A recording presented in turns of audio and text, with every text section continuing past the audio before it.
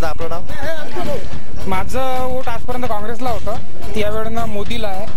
आणि तुम्ही प्रश्न विचारू शकता की का बरं? कारण की आजपर्यंत काँग्रेसनं अशी आश्वासनं दिली. काँग्रेसला होतं, बरोबर. आता आपण अडसूळ साहेबांकडे वळल्याचं कारण काय? अडसूळ साहेबांना द्यायचा मुद्दा नाही आहे. माझा मुद्दा महत्त्वाचा म्हणजे मोदी साहेबांना वोट करायचा आहे. आणि मुद्दा महत्त्वाचा म्हणजे आजपर्यंत काँग्रेसनं आश्वासनं दिली, सर्व दिलं.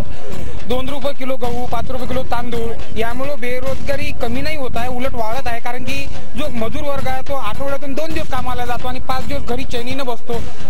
युवा वर्ग यामुळं आळशी बनत चाललेला आहे.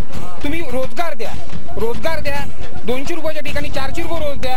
आणि त्याच्यानंतर तुम्ही म्हणा की रोजगार आम्ही निर्माण केला. आणि ही ताकद मोदी साहेबांमध्ये आहे की तुम्ही आम्हाला भीक नका देऊ. 2 रुपये किलो तांदूळ, 2 रुपये किलो गहू, 5 रुपये किलो तांदूळ, यानं काय बेकारी वाढून राहिली.